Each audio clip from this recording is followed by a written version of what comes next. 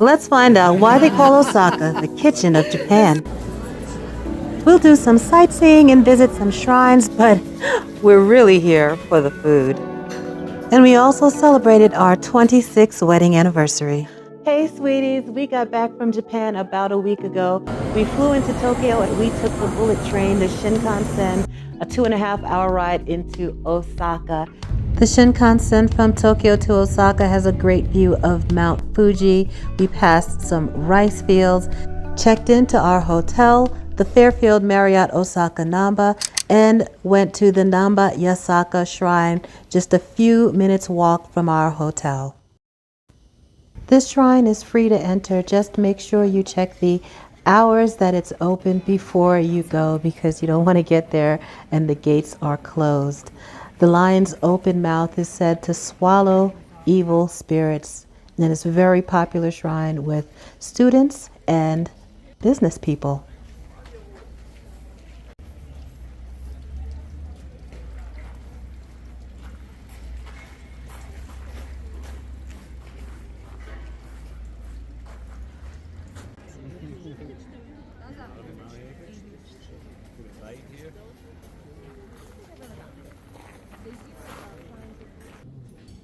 For dinner, we visited the Swiss Hotel Nankai, Osaka, because we heard they have a fantastic teppanyaki restaurant there.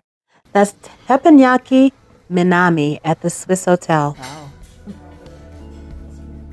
This is a wonderful teppanyaki restaurant on the 10th floor of this Swiss Hotel Osaka with gorgeous views. It looks like there's a garden outside, and teppanyaki is pretty interactive because you can talk to your chef as they're cooking, and there may be a little bit of a language barrier, but we could get our point across and he could get his point across. So we really enjoyed this dinner, and when I tell you that seafood is fresh, honey, that is fresh. It don't get no fresher.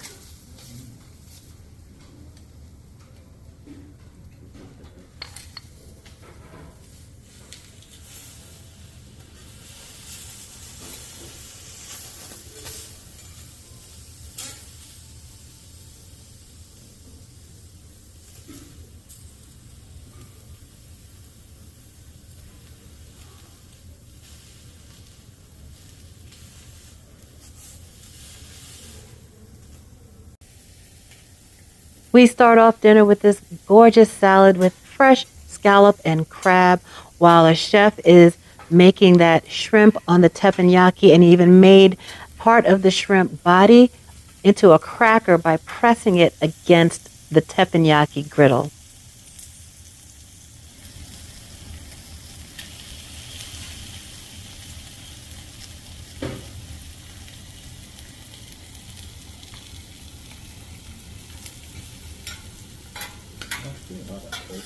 Have you seen all the okra?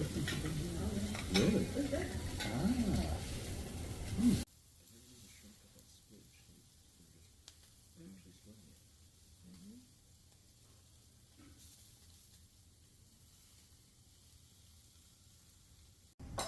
Now, spoiler alert, let me just say, every course was a hit. There were no misses, starting off strong with the shrimp, fish, and okra. The real stars of the show, the beef, the Japanese Wagyu. We tried two varieties, the A5 Sirloin Wagyu and the F1 Tenderloin. And F1 is a mix. It's 50% Wagyu and 50% of another type of cattle like Angus or Holstein. Both delicious, both a very different experience. That A5, the marbling on that is unmatched. The texture, the mouthfeel was fantastic.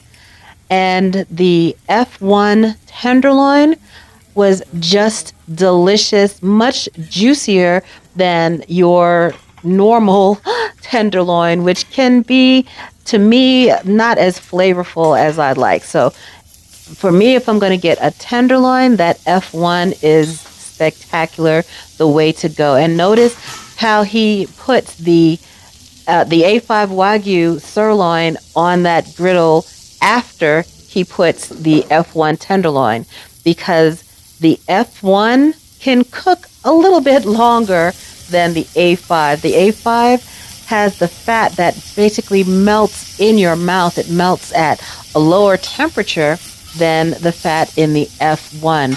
So it does not need that same amount of cooking as the tenderloin does. And we just asked for him to cook it to the way he wanted to cook it. He asked how we wanted our steak prepared, and we said, Chef, you do you. You give it to us the way you think we should have it. And he said that medium rare would be the best. And my goodness, it did not disappoint. And we loved every bit. The garlic chips, the vegetables, we had mountain yam, the onions were griddled, the sweet potato. Whew, just a treat. And then he got to work on some fried rice. He trimmed our steaks before cooking, cooked those steaks, and the trimming went into our fried rice with the eggs, and now the rice, absolutely spectacular.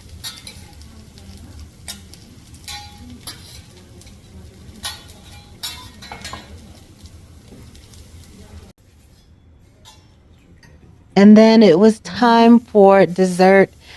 And the chef put some mango on the griddle for us and got that nice and caramelized, and then served it with cheesecake and strawberry ice cream.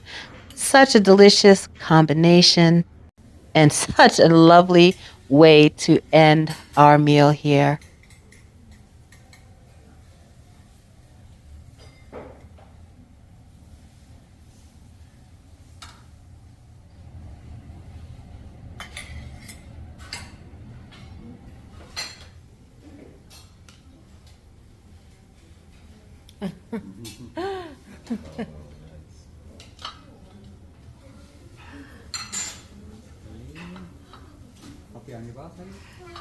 Thank you. What a lovely way to spend our 26th anniversary. The next day, we started off with some shopping at Shinsekai Shotengai, and a Shotengai is a covered shopping street.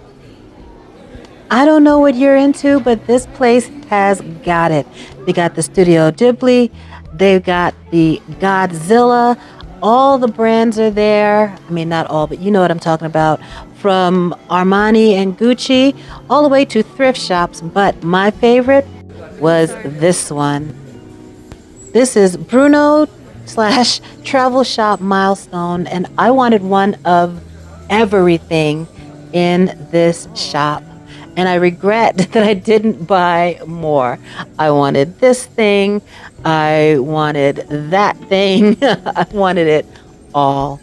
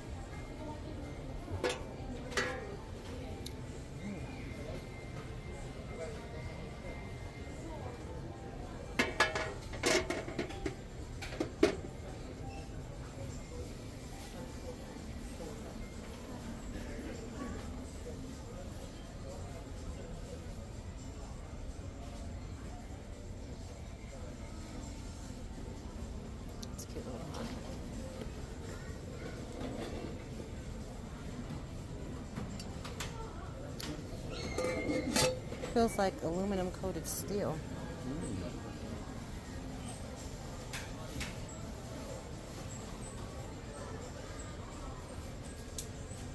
Interesting. Everything is in these pretty soft pastel colors. This is my biggest regret. I really wish I'd bought one of these. They're just the most adorable little toaster ovens. How cute! How cute are these? Ugh, I still think about it to this day. Adorable. You can add a little water in here for steam if you want to sort of freshen up your toasted goods. That's a great way to do it. It's just so darn cute.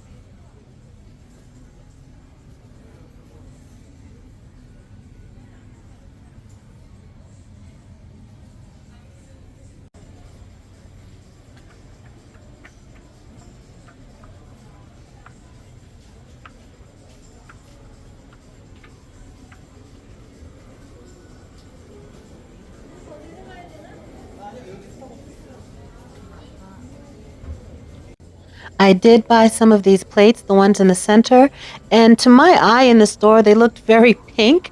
And when I got them home, they were very gray. So I was a little bit shocked when I opened the package, but not disappointed. They're still really lovely.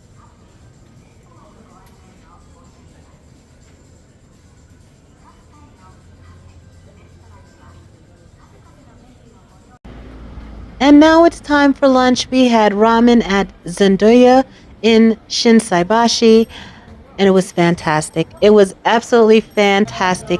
You place your order at this machine, the kiosk outside, and you can customize your order. What size you want? Do you want it mild or spicy? Do you want to add corn? We also ordered the karaage, the fried chicken that comes with a little mayo. And this is the best ramen I've ever had in my life. I loved it. I ordered mine mild. My daughter got spicy. My husband got extra pork. But look at those eggs. Oh my gosh. Now it's time for more shopping. Yes, we stopped by, this is Muji, where I didn't realize everything was beige, but you can get lots of different home goods. They had plenty of dried vegetables and dried meats, dried squid and octopus, all types of fun stuff for the home as well. So we picked up a few things. This was a little squid carpaccio. And then it was time to head back out to the streets for dessert. We went to this walk-up window of a restaurant called Pablo, and they make lots of treats famous for these mini cheese tarts. So tasty. These are the bruleed ones, so you can watch them prepare some of the treats right at the walk-up window. And I mean, she really had it going on, torching these mini cheese tarts. At one point, she grabbed another. She's like, two hands, double torching it. Very impressive. Lots of flavors. They've got strawberry, chocolate, pistachio. I believe they have like a speculoos, like the Biscoff cookies that you get. And it comes in a lovely presentation that's almost like a jewelry box of mini cheese tarts. They also have full-size cakes. They have ice cream, all kinds of sweet. Make sure you wear your comfy shoes because there's so much walking and there are a lot of people. It's very crowded in Osaka. We went to the Dotonbori area where we visited the Glico Running Man. It's by the water and there are lots of tours that you can take on the water. That's one thing I regret that we didn't do, is to take one of these sort of tours on the water. But, I mean, regret is a strong word. We did so much. There just is not enough time to fit every single thing in. So many restaurants lining the water too. There's no shortage of things to see and places to eat, as well as things to hear, because there's always some performers out there. And we were lucky enough to be there during time where they had a girl group performing right there on the other side by the octopus.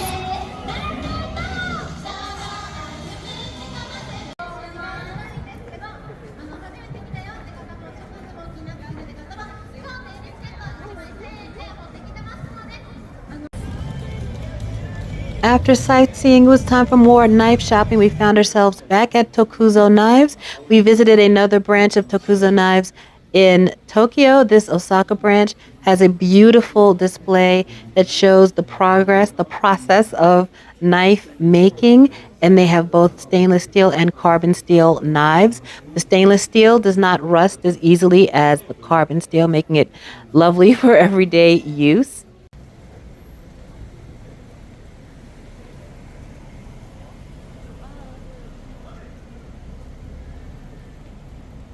And now it's time for dinner. Originally, we intended to go to Gyozo, but the line was long and moving real slow. So we went to Sushi and Wagyu Samurai, just a few doors down, and I'm so glad we did. The food was delicious. The service was excellent. I mean, so many delicious choices, a la carte or set meals. We grill your own food there at the table, fresh vegetables, and delicious Wagyu beef. That's tuna probably. That's scallop. That's egg. Shrimp. Squid. Oh, squid. And that is yellowtail. That's what it is. The restaurant backs up right to the river, and if you're lucky, you might even get a little show.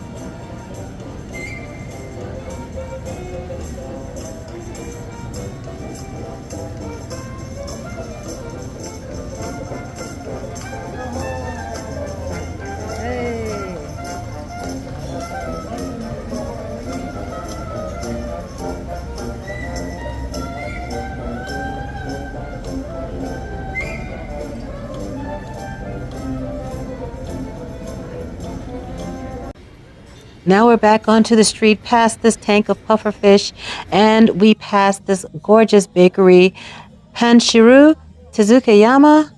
Please forgive my pronunciation. We did not try anything because we were still quite full, but look at these gorgeous dipped croissants. They're smashed flat and then dipped to strawberry chocolate or vanilla and sprinkles. So darn pretty.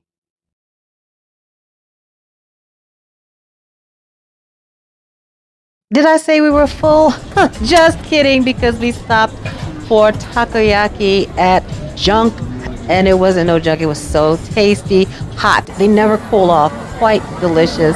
We walked around a bit more in Dotonbori and took in the sights before being coaxed to the fourth floor for Kushikatsu, which is battered and fried things on sticks with a little breadcrumb added for extra crunch. And now it's the next day. Within a few steps of our hotel was Tempura Yasan with this lovely chef.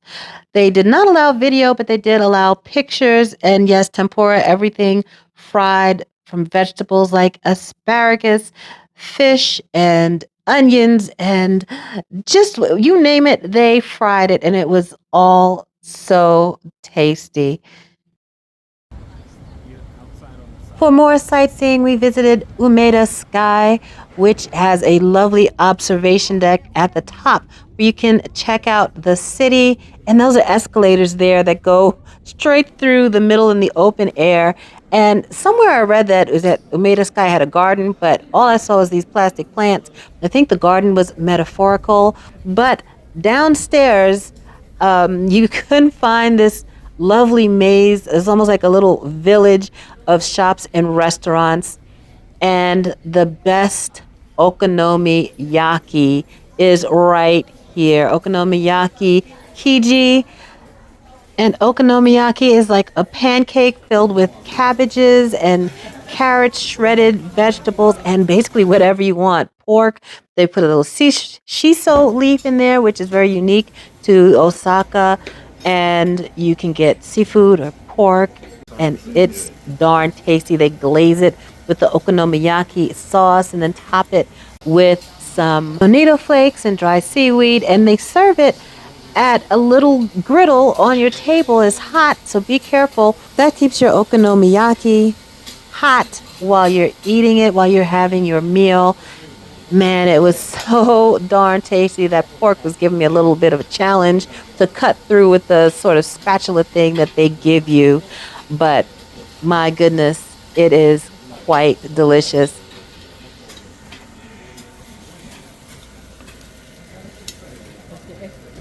I think the